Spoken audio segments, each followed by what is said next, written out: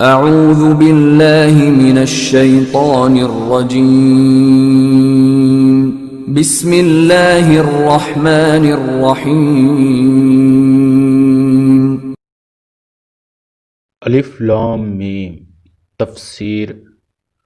مختلف صورتوں کے شروع میں یہ حروف اسی طرح الگ الگ نازل ہوئے تھے۔ ان کو حروف مقطعات کہتے ہیں، اور صحیح بات یہ ہے کہ ان کا ٹھیک ٹھیک مطلب اللہ تعالیٰ کے سوا کسی کو معلوم نہیں۔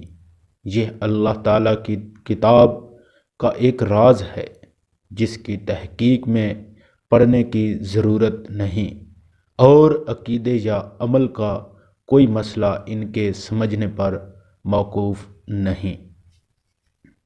ذالک الکتاب لا ریب فیہ ھدی للمتقین۔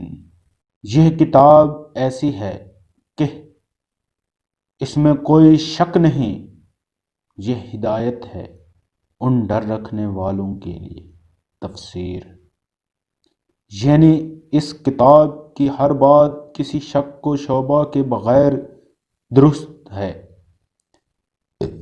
انسان کی لکھی ہوئی کسی بات کو 100% شک سے بالاتر نہیں سمجھا جا سکتا، کیونکہ انسان کتنا ہی بڑا عالم ہو اس کا علم محدود ہوتا ہے، اور اکثر اس کی کتاب اس کے ذاتی گمان پر مبنی ہوتی ہے۔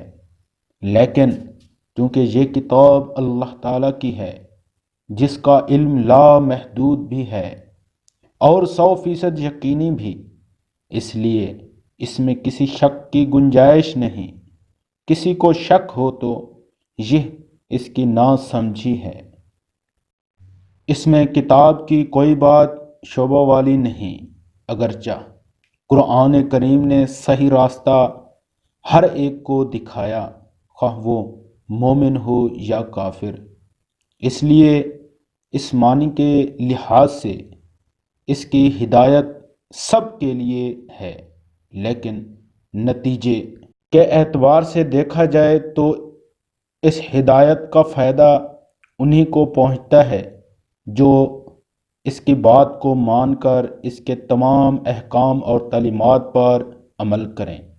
اس لیے فرمایا گیا کہ ہدایت ہے پرہیزگاروں کے لیے جو بے دیکھی چیزوں پر ایمان لائے ہیں، اور پرہیزگاری اور ڈر رکھنے کا مطلب یہ ہے کہ انسان یہ بات ہمیشہ پیش نظر رکھے کہ اسے ایک دن اللہ کے حضور اپنے تمام اعمال کا جواب دینا ہے، لہٰذا مجھے کوئی کام ایسا نہ کرنا چاہیے جو اس کی ناراضگی کا باعث ہو۔ اسی خوف اور دھیان کے نام تقویٰ ہے۔ بے دیکھی چیزوں کے لیے قرآن کریم نے غیب کا لفظ استعمال فرمایا ہے۔ اس سے مراد وہ چیزیں ہیں جو آنکھوں سے دکھائی نہیں دیتی، نہ ہاتھ سے چھو کر یا ناک سے سونگھ کر انہیں محسوس کیا جا سکتا ہے، بلکہ وہ صرف اور صرف اللہ تعالیٰ کی وحی کے ذریعے معلوم ہوتی ہیں۔ یعنی یا تو قرآن کریم میں ان کا ذکر ہے یا حضرت صلی اللہ علیہ وآلہ وسلم نے وحی کے ذریعے وہ باتیں معلوم کر کے ہمیں بتائی ہیں، مثلا اللہ تعالیٰ کے صفات، جنت و دوزخ کے حالات، فرشتے وغیرہ۔ اس آیات میں اللہ تعالیٰ کے ان متقی بندوں کی تعریف کی جا رہی ہے جو غیب کی چیزوں کو بغیر دیکھے صرف اللہ تعالیٰ اور اس کے رسول صلی اللہ علیہ وآلہ وسلم کے ارشادات پر یقین کر کے دل سے مانتے ہیں، اور جو انہوں نے آنکھوں سے نہیں دیکھی۔ یہ دنیا چونکہ امتحان کی جگہ ہے، اس لیے اگرچہ چیزیں آنکھوں سے نظر آ جاتی ہیں اور پھر کوئی شخص ان پر ایمان لاتا تو کوئی امتحان نہ ہوتا، اللہ تعالیٰ نے ان چیزوں کو انسان کی نگاہ سے پوشیدہ رکھا ہے، لیکن ان کے وجود کے بے شمار دلائل مہیا فرما دیے ہیں کہ جب کوئی شخص ذرا انصاف سے غور کرے گا تو ان باتوں پر ایمان لے آئے گا اور امتحان میں کامیاب ہوگا۔ قرآن کریم نے بھی وہ دلائل بیان فرمائے جو انشاءاللہ آگے آتے رہیں گے۔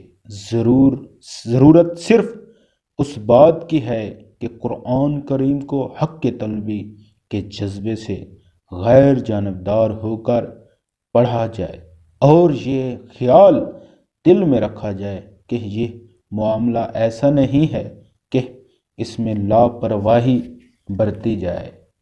یہ انسان کی ہمیشہ کی زندگی کی بہتری اور تباہی کا معاملہ ہے، لہٰذا یہ ڈر دل میں ہونا چاہیے کہ کہیں میری نفسیاتی خواہشات قرآن کریم کے دلائل ٹھیک سمجھنے میں رکاوٹ نہ بن جائیں۔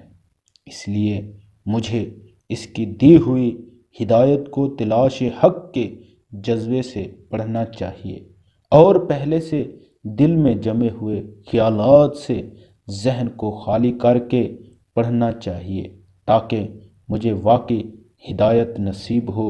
یہ ہدایت ہے ڈرنے والوں کے لیے کا ایک مطلب یہ بھی ہے۔ اللہ اکبر۔